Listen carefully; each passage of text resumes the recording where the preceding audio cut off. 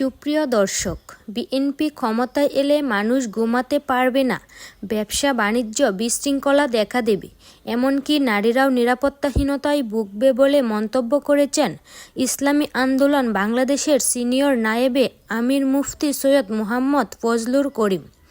রোববার ২৬শে অক্টোবর বিকেলে বরিশালের বাকেরগঞ্জ সরকারি কলেজ মাঠে ইসলামী আন্দোলন বাংলাদেশ আয়োজিত গণসমাবেশে প্রধান অতিথির বক্তব্য এসব কথা বলেন তিনি। প্রয়োজনীয় রাষ্ট্র সংস্কার, জুলাই সনদ বাস্তবায়ন এবং সংখ্যানুপাতিক পিআর পদ্ধতিতে জাতীয় নির্বাচন এর দাবিতে এ সমাবেশের আয়োজন করা হয়। শুধুমাত্র কয়েকটি আসনের জন্য এনসিপি জোট করবে না বলে জানিয়েছেন জাতীয় নাগরিক পার্টির এনসিপি উত্তরাঞ্চলের মুখ্য সংগঠক সার্জিস আলম।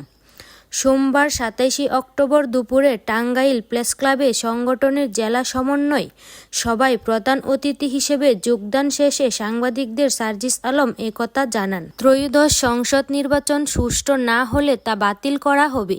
প্রধান উপদেষ্টা অধ্যাপক মুহাম্মদ ইউনূসের কাছ থেকে এমন ঘোষণা চাইছে জামায়াতে ইসলামী। সোমবার ২৭শে অক্টোবর রাজধানীর কারওয়ান বাজারে প্রথম আলোর কার্যালয়ে অ্যাকশন এইড বাংলাদেশ এবং প্রথম আলোর আয়োজনে এক গোলটেবিল বৈঠকে জামায়াতে ইসলামীর নায়েবে আমির সৈয়দ আবদুল্লাহ মুহাম্মদ তাহের একথা জানান।